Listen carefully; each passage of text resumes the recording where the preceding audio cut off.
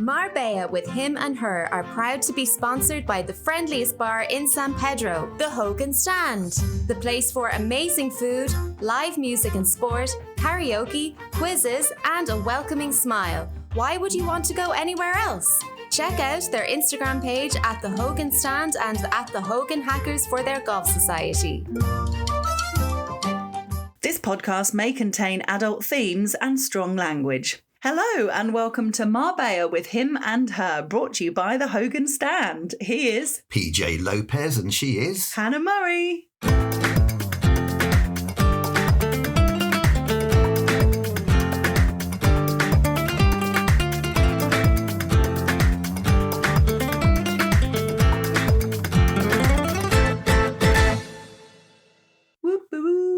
We're actually recording this during the week. That's a first. But then you've got this jet set. It's not a first. Oh, okay.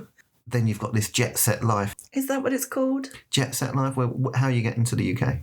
On a jet plane. There you go. Leaving on a jet plane. I do know when I'll be back again, though, on Sunday. Yeah, you're going to Dorset. Going to Dorset to see the farmers, the young farmers of the world.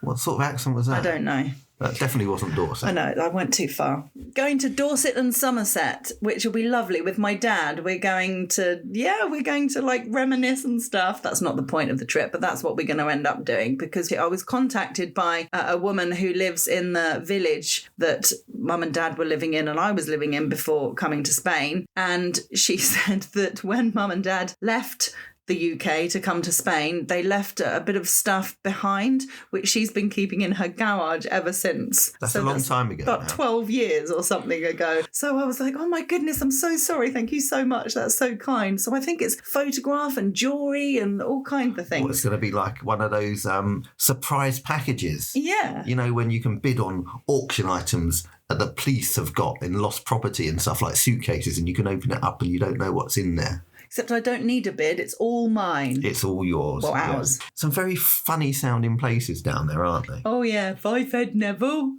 What? Why are you saying it like you're affected? Infected. Yes. We just used to say, Mum and I, we used to say it with like really stupid accent. Five Head Neville, Child Oakford, Shillingstone, Oakford Fitzpain. Yeah, I think you have to be there, really, don't you? Or be in the same weird mindset as us. Uh-huh. So, yes, I'm going back to deepest, darkest Dorset. Will you stop it now? Sorry. Yes, it's going to be great. It's going to be great. Yeah, really looking forward to it. Good. I've got a weekend home alone. Yes, which you're looking forward to, no doubt.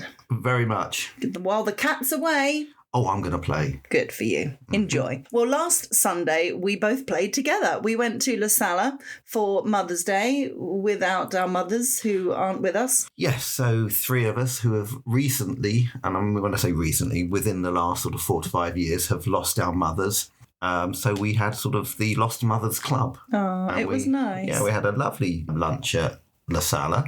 And Nikki even said at one point, she said, right, let's go round the table and each say 3 things we loved about our mums, which was really nice, wasn't it? It was lovely to reminisce, yeah, for sure. Had some delicious food as well. Nikki and I both had the fish, the sole, I think it was. Really nice. Upon my soul. Upon my soul. And you had your fave. I did. Now, this is where it gets really interesting. My absolute fave was veal Milanese. But I don't know if it's like not politically correct now, because you rarely get that. Yeah. So everybody's replaced it either with beef Milanese, which is not very nice because it's too strong a meat, or chicken Milanese. Which is much nicer. Yes, and it was very good. They do a good one. Because it's not a baby. Not a baby. And they do a nice one at La Sala. Yes, really good. And I was also wearing some of Mum's jewellery. I had one of it with the dress. It went perfectly with the dress. I had a beautiful ring with blue little stones on and her bracelet. So that was nice. Yeah, I like your ring.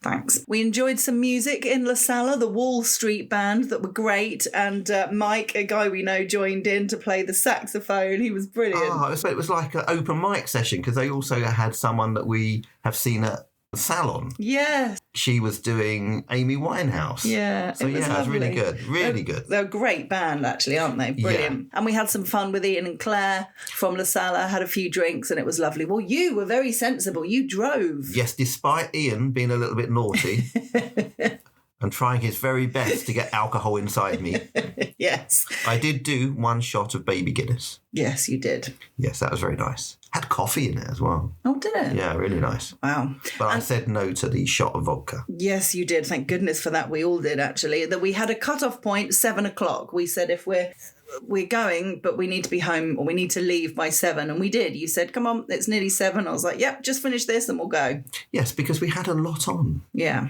Oh, well, yeah. Well, the next day was Monday. I don't want to be out on a Sunday night. Well, you were doing your Pilates, that's Exactly. And I did Pilates at Studio 34. And it was the first time Amy came along to try it. And she loved it. We both really enjoyed it. But it's definitely the hardest Pilates class we've ever done. But we figured it will make us stronger faster. That's the whole point of it, isn't it? And also, you said that they've got some very advanced Pilates machines in. Yeah, the beds are bigger. Is that what you call them, beds? Yeah, Pilates beds, but there's more to them than the beds we've used before. It's kind of difficult to explain, but it's up another level. There's more platforms to it. Why are they called beds? You don't go to sleep on it, do you? No, but you Or do lay lie. down? You do lie on them a lot. Yeah. Do you? Yeah, there's lots where you lie down. I have done Pilates with you. And you laid down. Well, that's because I was struggling.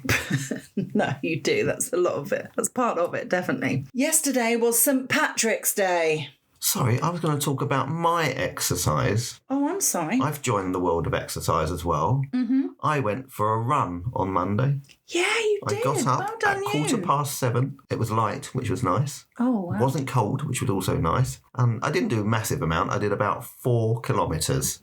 That's really good. And then I walked to work. That's really good. And then I walked home that night. Check you out. I know. And how does it feel being involved in the exercise community? Good, except I haven't lost any weight. Really?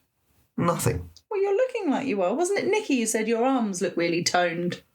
Yeah, so I wore a really tight T-shirt last night and I felt really self-conscious. I commented last night, actually. Your arms look really sort of muscular and buff. It's amazing what a tight T-shirt can do.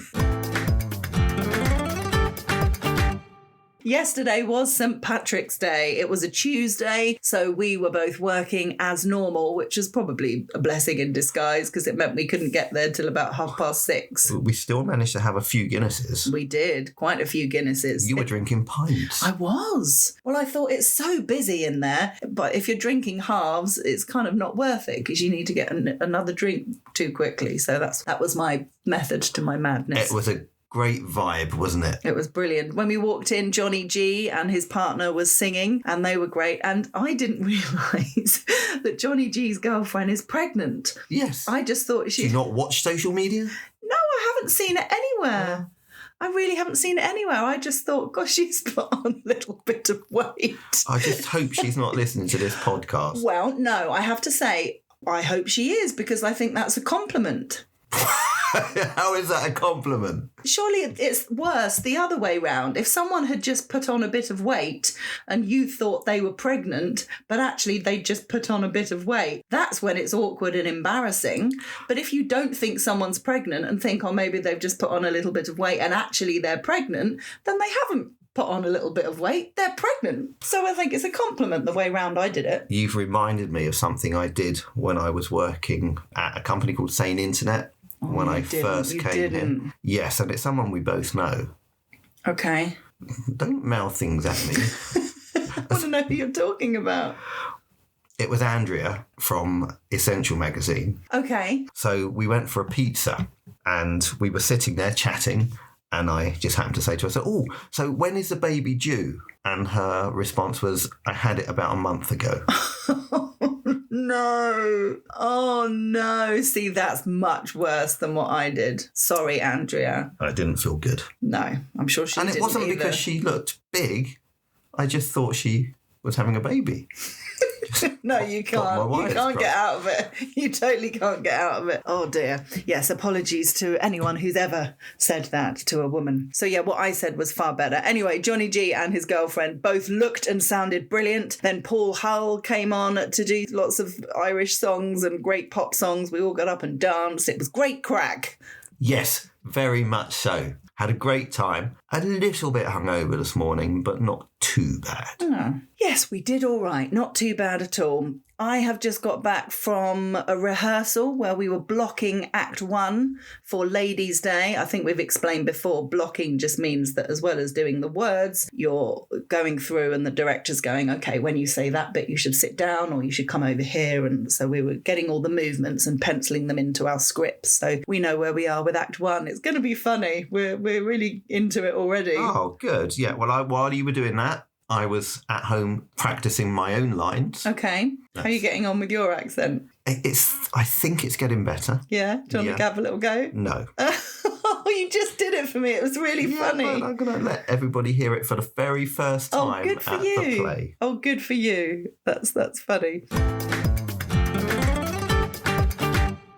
A few guests I wanted to mention that I've interviewed so far this week. As I said on last week's podcast, on Monday I started a new feature called Entrepreneur of the Week. And my first guest this Monday was Francesca James, who is the founder of Ideas Fest and the Great British Entrepreneur Awards, various festivals and things like that. And she was brilliant. One of the things I asked her, running her own businesses, is she good at delegating and handing over things to other people? Or does she like to, sometimes you feel like you need to do everything yourself. If you want something done right, you've got to do it yourself, that kind of attitude. And she laughed and obviously hit the nail on the head. And she said she's getting better at delegating, but definitely over the years. But she's a very hands-on boss, she said, a very hands-on CEO. She's very involved in her business on a day-to-day, hour-to-hour basis, which is great. Very inspiring as well. Yeah, definitely. Really enjoyed listening to it. And I'm looking forward to all the other interviews you're going to do in that little sector. Yeah, there's some good ones coming up. Next week, I'm speaking to Sam Teal, who was the main videographer of the India trip.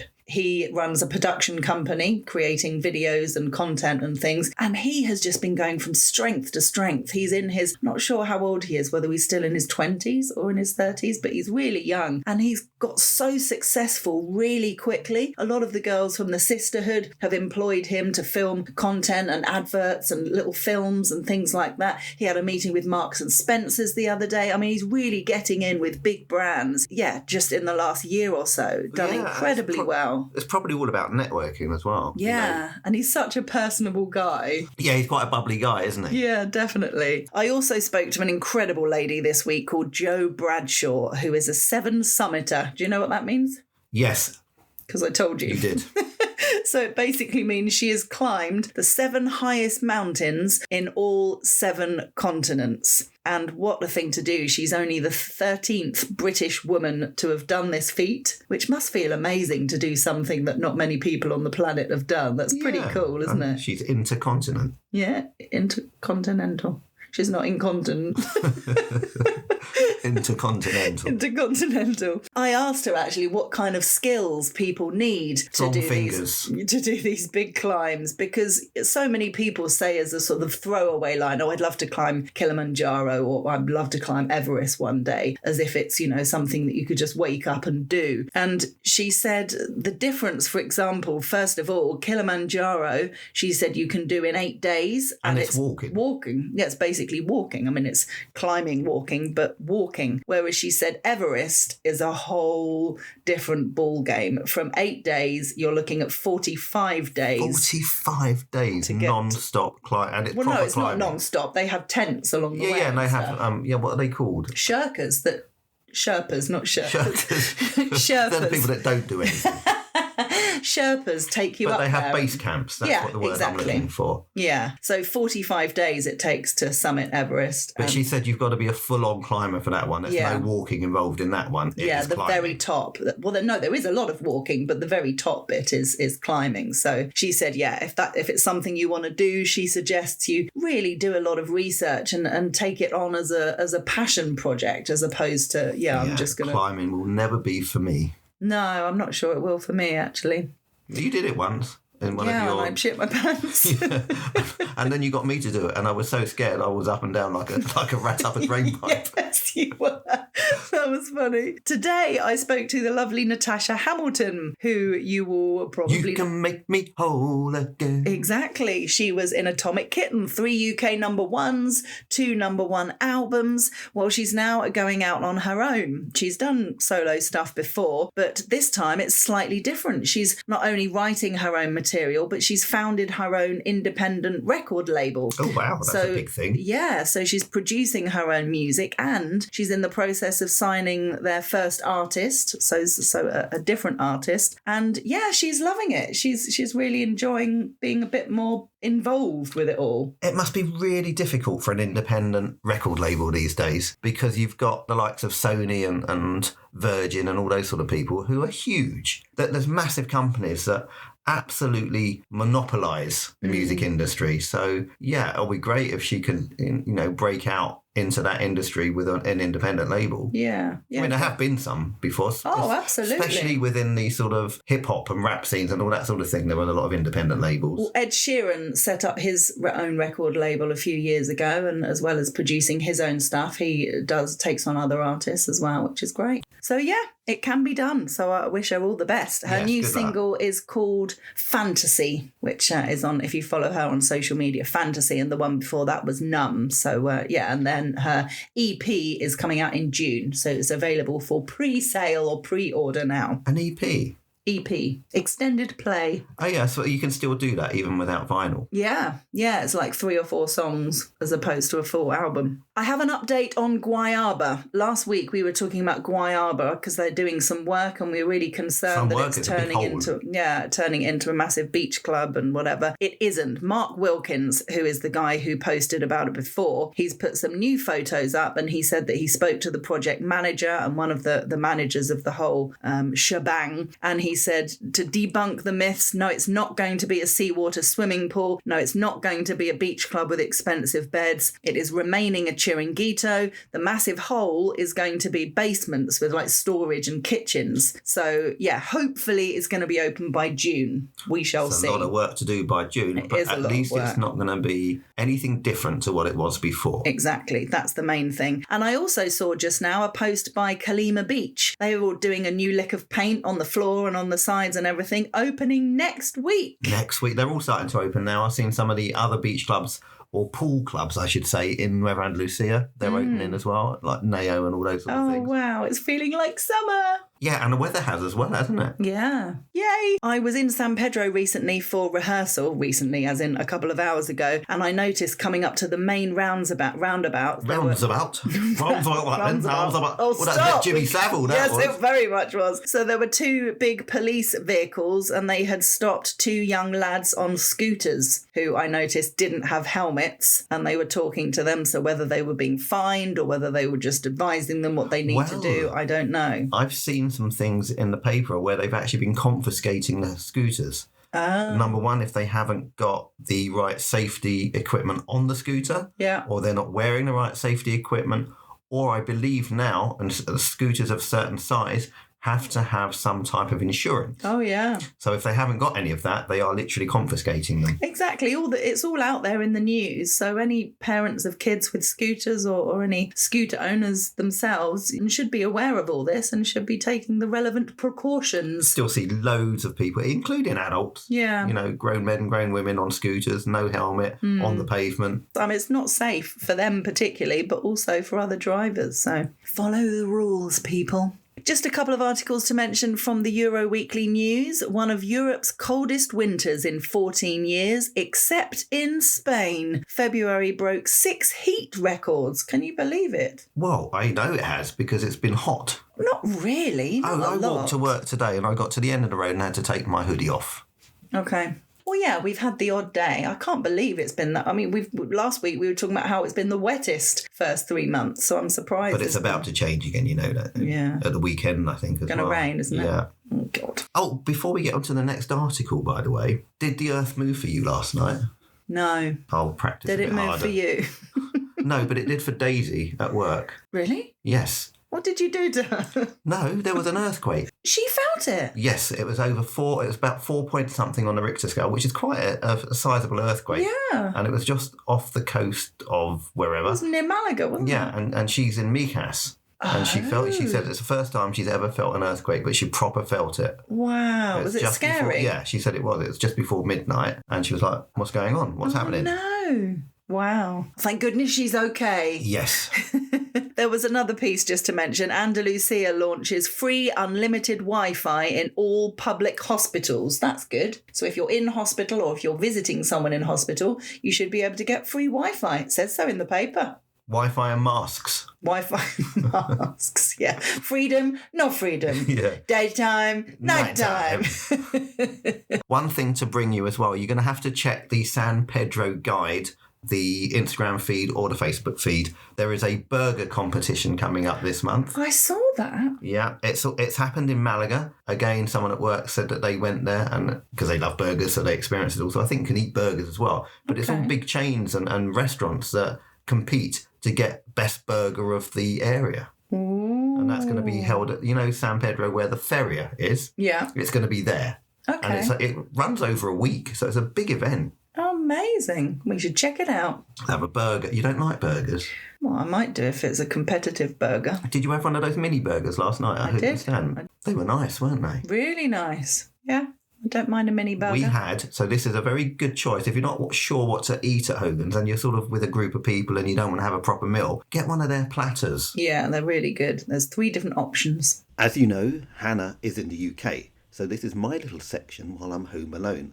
But before we get into that, just wanted to play you a little snippet from Hannah in the UK. She's very excited, to say the least.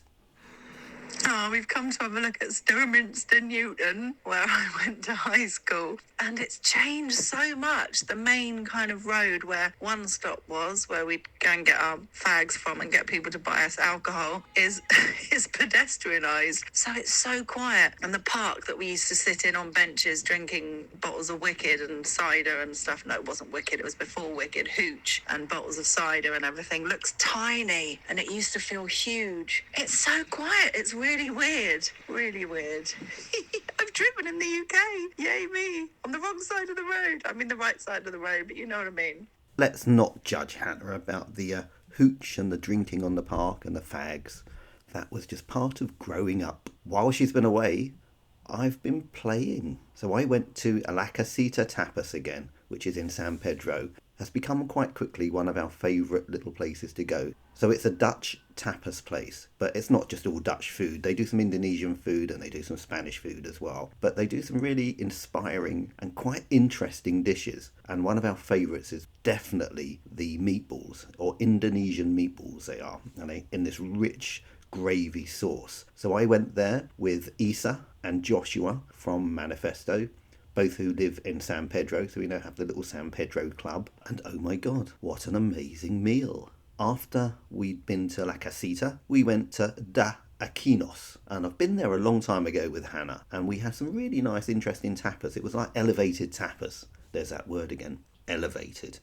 I think we're watching too much Gordon Ramsay. But anyway, they didn't really have much tapas on the menu, so they've obviously turned more into a restaurant now than a tapas place. And you could tell because we walked past some very, very busy tapas places. There's a couple on either side of the road, and they were packed, a little bit too packed. That's why we avoided them, because we wanted to obviously enjoy some conversation as well as our food, and they were a little bit too noisy. Typical Spanish, which is great, that's fantastic, but you've got to be in the right sort of frame of mind and the right mood. So we went to Da Aquinos, even though it was only 2 other people in there. We eventually found some croquetas on the menu, and they brought them to the table and then set fire to them. So she came out with a massive blowtorch and then put some bacon on top and then sort of blowtorched the bacon, which was quite interesting. And I've got to say, they were delicious. And then after we'd finished that, we were there chatting for a while. They offered us some free shots. So we had a couple of limoncellos and Isa had an amaretto. So that was a nice little touch. So yeah, Da Aquinos, I think they've got an interesting menu, but it's more bigger plates than it is tapas. So do check that one out. Then after that, it sounds like we did a tapas crawl, but we sort of did. We went to La Bodequita de Paris. Yeah, a bit of a strange name, because I don't know why Paris is in the name. It's certainly not any French food. So they are one of the really busy tapas places we walk past. So La Bodeca de Paris is in the same road as De Aquinos, but actually La Bodequita de Paris Dos is where I think Barbua used to be. I'm pretty sure that's the sort of venue that they've taken now. So Barbua is not there anymore. This has taken over. And yeah, we went in there. I mean, it was interesting. They were sort of closing at about 11. They were sort of mopping the floor. And I've got to say, the service wasn't great. We sort of had to, wave arms in the air to get anything. But anyway, we had a couple of Tinto de Veranos, which were very pleasant. And then we had to wave our arms in the air again to try and get their attention to pay the bill, which we eventually did. So yeah, we had a very nice evening out on Friday. Because we enjoyed each other's company so much, we went for brunch at Pandora on Saturday morning. And at last, I've experienced their brunch. Because Hannah goes quite regularly with her father. So I do get a little bit jealous when I see her post her lovely dishes of food that they are trying. So we went there, again, me, Isa and Joshua, and we had Eggs Benedict. We all had the same, and Joshua had never had Eggs Benedict before, and I think it's safe to say he enjoyed them. So that was a little pleasant start to Saturday morning. And then I went shopping to Mercadona, and I got a nice piece of steak from my Home Alone man food. I also got some corn on the cob because I was determined to try and make corn ribs. I was sort of cutting one down and rather than it taking the shape of a rib, the corn was just flying off. So I had to do them a little bit thicker. But oh my God, they came out amazing. Literally what I did is I tossed them in oil and some smoked paprika, and then I griddled them for about 5 minutes. And wow, really tender, really juicy, really happy with that. And then obviously I made some chips and I had my steak. So that was me on my own without Hannah.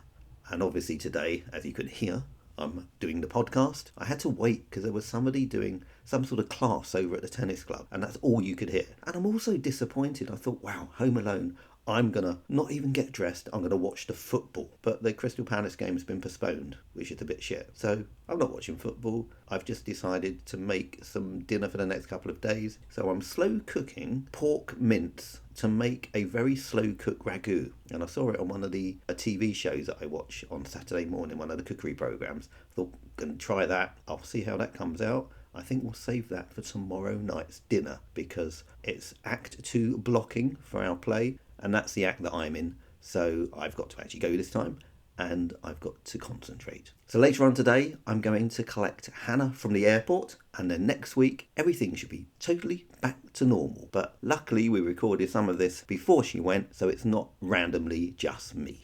Okay, it is goodbye from him. And it's goodbye from her.